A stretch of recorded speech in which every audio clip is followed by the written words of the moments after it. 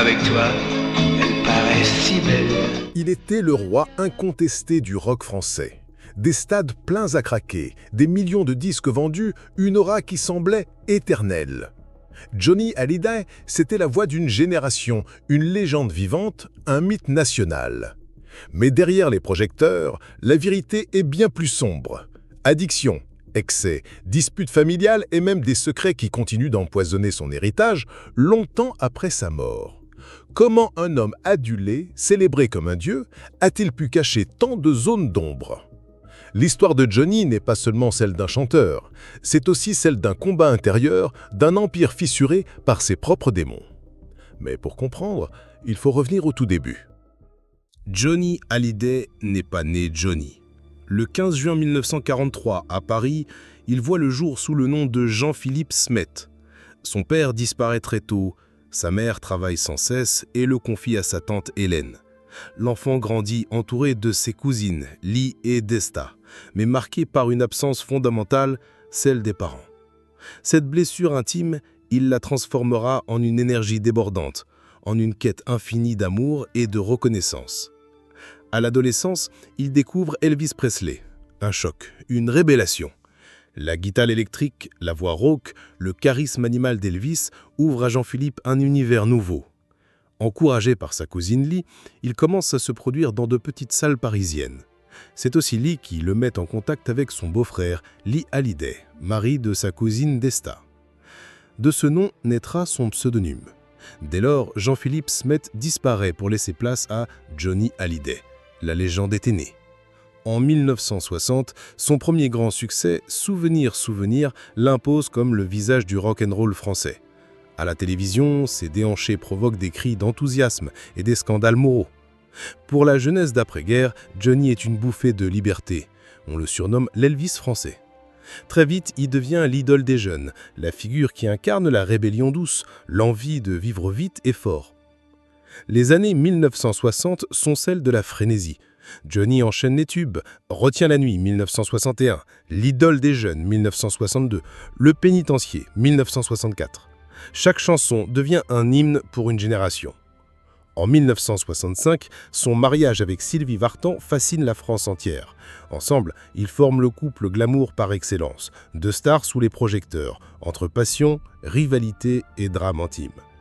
Leur fils David naît en 1966, scellant un mythe familial qui alimente toutes les unes de magazines. Dans les années 1970, Johnny atteint une maturité artistique. Ses concerts deviennent spectaculaires, ses chansons plus profondes. Que je t'aime, 1969, déchaîne les foules. Toute la musique que j'aime, 1973. Gabriel, 1976. Recueillim pour un fou, 1976, montre un artiste capable de passer de la sensualité brûlante à la noirceur dramatique. Johnny impose un style unique, mélange de rock anglo-saxon et de sensibilité française. Il n'est plus seulement l'idole d'une jeunesse, il devient une figure nationale. Les années 1980 marquent l'apogée. Johnny est au sommet de sa gloire. Ses concerts à Bercy sont des événements hors normes. En 1986, L'Envie devient l'hymne d'une génération qui veut tout brûler, tout vivre. Les tournées gigantesques, les plateaux télé, les collaborations multiples confirment sa stature de géant de la scène. Derrière son aura, il continue à chercher un équilibre intérieur. Mais aux yeux du public, Johnny est invincible. Dans les années 1990, il prouve qu'il sait se réinventer. En 1993, son concert au Parc des Princes réunit des centaines de milliers de spectateurs. En 1998, il triomphe au Stade de France, premier artiste français à remplir ce temple du sport et de la musique. Johnny n'est plus seulement un chanteur, c'est une institution nationale. Ses shows rivalisent avec ceux de Michael Jackson ou de U2. Chaque performance devient un moment historique, chaque sortie d'album un événement médiatique. Les années 2000 ne font que renforcer sa légende. En 2002, il sort Marie, chanson qui dépasse le million d'exemplaires vendus en quelques semaines. À 60 ans passés, il continue de remplir les stades, d'électriser les foules, de séduire toutes les générations. Son public vieillit avec lui, mais de nouveaux fans arrivent sans cesse. Johnny incarne la permanence. Il est à la fois la mémoire vivante du rock et une star encore contemporaine. À ce stade, son palmarès est vertigineux. Plus de 110 millions de disques vendus, des dizaines de tournées, des concerts mythiques retransmis à la télévision, une carrière qui traverse 5 décennies. Peu d'artistes dans le monde peuvent se targuer d'une telle longévité. En France, il n'y a pas d'équivalent. Johnny est devenu une sorte de monument, un symbole de la culture populaire française. Mais derrière cette réussite éclatante, une autre histoire s'écrit déjà. Car la gloire n'efface pas les blessures intimes. Les excès, les addictions, les drames familiaux rôdent toujours dans l'ombre. Johnny, l'homme qui semblait intouchable, cache en réalité des failles profondes. Johnny Hallyday, derrière ses lunettes noires et ses refrains immortels, était d'abord un homme qui cherchait désespérément à aimer et à être aimé. Sa vie privée a toujours été une extension dramatique de sa carrière, exposée à la une des journaux, autant que ses concerts triomphaux. Sa première grande histoire publique, celle avec Sylvie Vartan, a façonné le mythe du couple idéal. En 1965, leur mariage fait rêver la France. 2 stars flamboyantes, 2 idoles de la jeunesse, 2 figures de romans photos en chair et en os. Leur fils David naît en 1966, scellant une dynastie que le public suit comme un feuilleton. Mais derrière les sourires figés et les galas, le couple s'enlise. Les tournées de Johnny, sa soif d'excès, ses infidélités et ses colères brisent l'équilibre fragile. Le divorce finit par s'imposer. David grandira avec une image ambivalente de son père, une légende inaccessible, souvent absent, mais aussi un modèle artistique auquel il tentera plus tard de se confronter dans sa propre carrière musicale. Au début des années 1980, Johnny tente une nouvelle stabilité avec l'actrice Nathalie Baye. Leur relation, marquée par une intensité passionnelle, donne naissance en 1983 à une petite fille, Laura Smet. Elle sera le 2e grand amour filial de Johnny, mais aussi une source de douleur. Car, encore une fois, l'idole peine à concilier ses responsabilités familiales avec une vie d'artiste dévorante. Laura grandit à distance, tiraillée entre admiration et blessure. Elle confiera plus tard qu'elle avait parfois l'impression de n'avoir qu'un père par intermittence, aimant mais insaisissable. Cette tension se retrouvera bien plus tard au cœur du drame de l'héritage. Ainsi, avant même d'épouser Laetitia, Johnny avait déjà 2 enfants, 2 héritiers légitimes aux yeux du public, mais aussi 2 âmes marquées par l'absence. Dans les années 1990, après ses ruptures amoureuses et paternelles, Johnny cherche un nouveau départ. C'est à Miami, en 1995, qu'il rencontre Laetitia Boudou, une jeune femme de 20 ans, de 32 ans sa cadette. Leur mariage en 1996 surprend, choque certains, fait sourire d'autres. Mais Johnny clame haut et fort qu'il a enfin trouvé une ancre, un amour capable de le stabiliser. Avec Laetitia, il s'installe dans une nouvelle vie, adoptant 2 petites filles vietnamiennes, Jade en 2004 et Joy en 2008. Aux yeux du public, l'homme à femme éternel devient un père attendri, photographié dans des postures plus domestiques, entouré de ses 2 filles et de sa jeune épouse. Cette nouvelle image, soigneusement travaillée, contraste avec celle du rocker sauvage des décennies passées. Pourtant, la relation avec David et Laura demeure distante, presque gelée par les blessures accumulées. Ce tableau familial, qui semblait stabilisé à la veille des années 2000, va cependant se fissurer de l'intérieur. Johnny reste un artiste d'excès. L'alcool, le tabac, les nuits blanches et une carrière menée tambour battant eut son corps. En 2009, alors qu'il est encore en tournée, survient l'accident médical qui va bouleverser sa trajectoire. Une opération de la hanche tourne au cauchemar. Les complications sont si graves qu'il doit être plongé dans un coma artificiel. Pendant plusieurs jours, la France retient son souffle. Certains journaux annoncent même mort. Les chaînes d'information attendent chaque bulletin médical comme un verdict. Finalement, Johnny survit, mais profondément affaibli. L'image du héros invincible s'effondre. Le public découvre un Johnny vulnérable, un homme vieillissant, rattrapé par les limites du corps humain. Cette épreuve marque un tournant. Désormais, chaque apparition de l'idole est scrutée, chaque absence interprétée comme le signe d'une fin imminente. Les années suivantes ressemblent à une fuite en avant. Johnny, fidèle à lui-même, refuse de ralentir. Il enchaîne les concerts géants, continue de brûler sa vie sur scène comme si le temps n'existait pas. Mais les hospitalisations se multiplient. Les journaux titrent régulièrement sur son état de santé.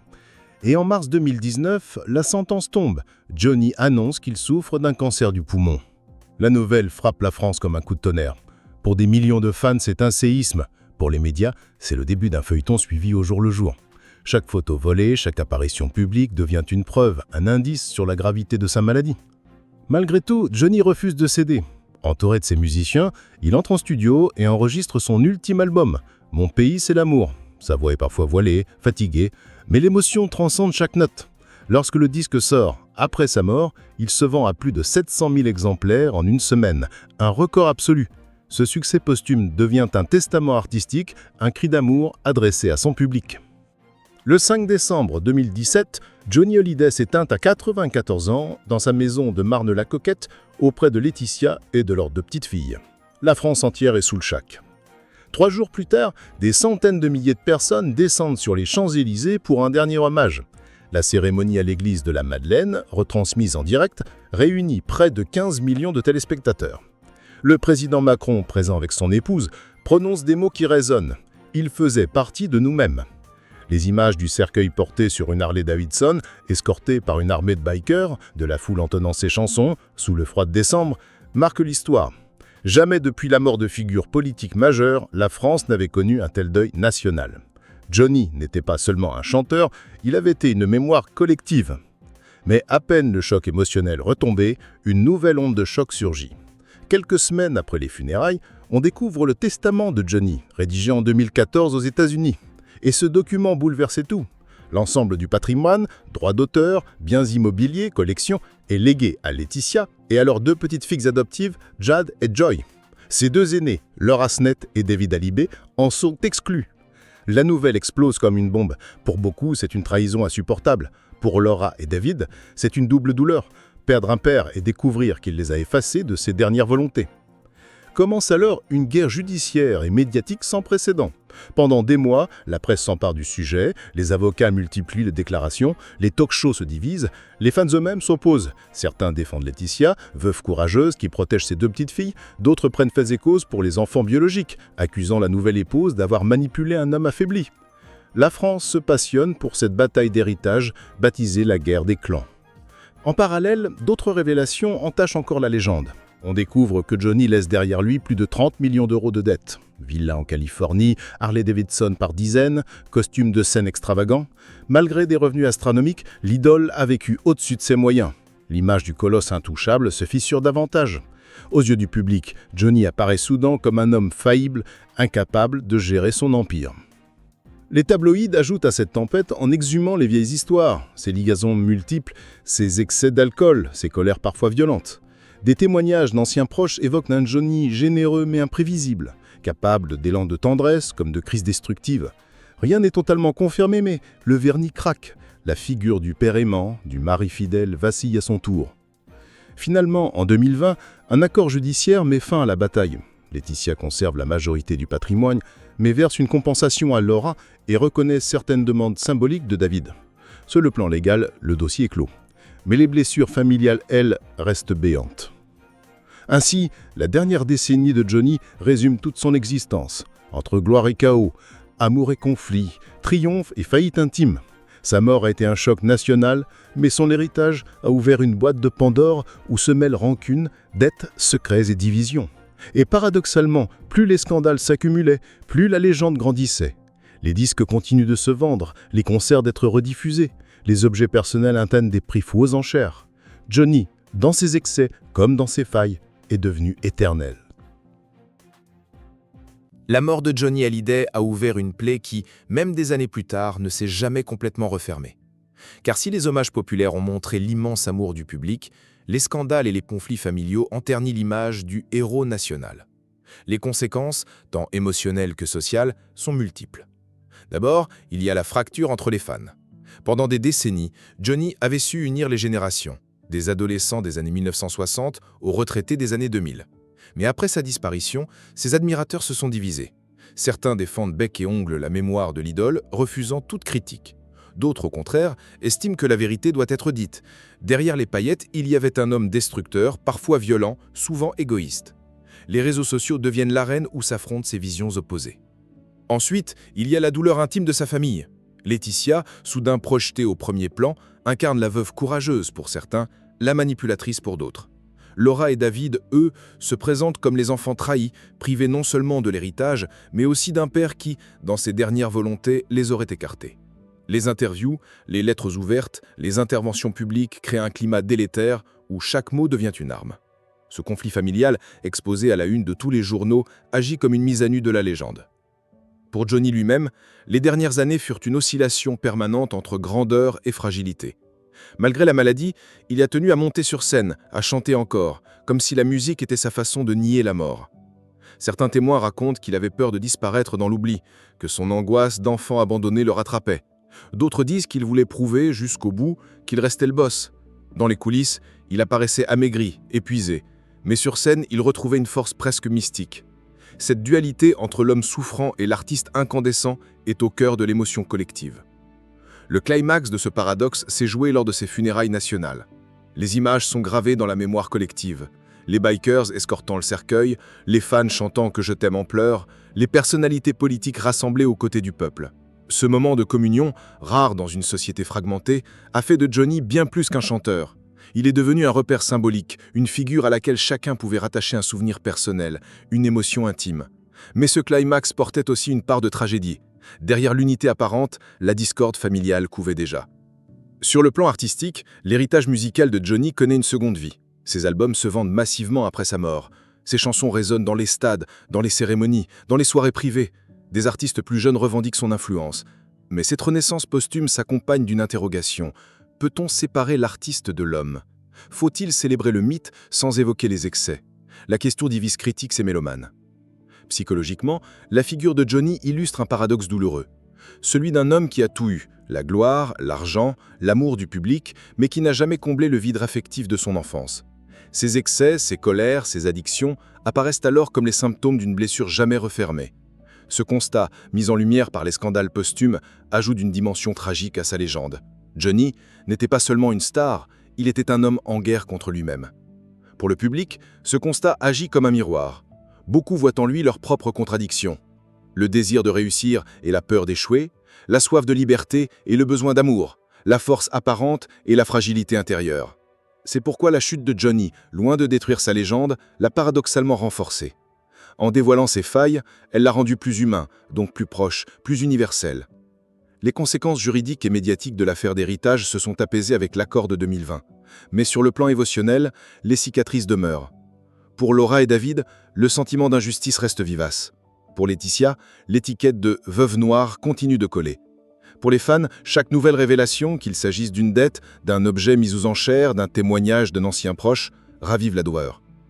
Et pourtant, malgré tout, la figure de Johnny reste omniprésente. Dans les cafés, dans les stades, dans les radios, sa voix surgit encore. Dans les conversations, les débats, les polémiques, son nom résonne. Johnny est devenu un fantôme bienveillant ou menaçant selon le regard que l'on porte sur lui. Mais il est toujours là, comme une ombre qui ne refuse pas de disparaître. Ce climax émotionnel atteint son apogée quand on comprend que la vraie tragédie n'est pas seulement la mort de Johnny ni les batailles juridiques, mais la confrontation entre deux images irréconciliables. Johnny le dieu du rock et Johnny l'homme brisé. La France, en pleurant son idole, a aussi pleuré ses illusions. Elle a découvert que derrière le héros se cachait un homme ordinaire, avec ses contradictions, ses erreurs, ses ombres. Et c'est peut-être ce choc, cette désillusion, qui rend son histoire si universelle et bouleversante. Aujourd'hui, Johnny Hallyday n'est plus. Mais son empreinte, elle, reste partout. Dans les rues, ses chansons s'échappent encore des cafés. Dans les stades, ses refrains résonnent comme des hymnes populaires. Dans les mémoires, chaque génération garde une histoire, une émotion, un souvenir lié à lui. Johnny n'était pas seulement un chanteur. Il était un phénomène culturel, une incarnation de l'excès, de la passion, de la fragilité humaine. Pour certains, il demeure l'idole éternelle, celui qui a apporté le rock'n'roll en France et qui a su faire vibrer le cœur de millions de personnes. Pour d'autres, il est le symbole de contradiction, d'une vie dévorée par ses propres démons, d'un homme incapable d'apporter la paix à ceux qu'il aimait. Entre l'icône et l'homme, la frontière reste floue, et c'est justement ce qui rend son héritage si fascinant. Les débats continuent. Faut-il le célébrer comme un monument de la culture française ou rappeler ses excès et ses zones d'ombre? Faut-il transmettre ses chansons aux générations futures, comme on transmet un patrimoine national, ou au contraire, les reléguer au rang de souvenirs d'une époque révolue? Les avis divergent, mais une chose est sûre, Johnny a marqué la France au fer rouge. Et peut-être est-ce là la vraie question. Johnny Hallyday était-il un roi ou simplement un homme qui a su incarner nos rêves et nos contradictions? Son histoire reste ouverte, son image toujours discutée, son nom à jamais gravé dans la mémoire collective.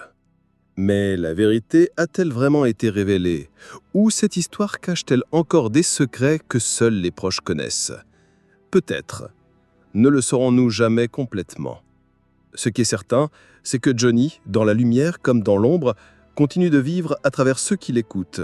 Son héritage est celui d'un artiste imparfait, mais inoubliable. Et vous, que retenez-vous de Johnny Hallyday? L'idole des jeunes, le roi du rock ou l'homme derrière la légende? Partagez votre avis en commentaire. Et si vous voulez découvrir d'autres histoires cachées derrière les plus grands noms, abonnez-vous à la chaîne et activez la cloche. L'histoire ne fait que commencer.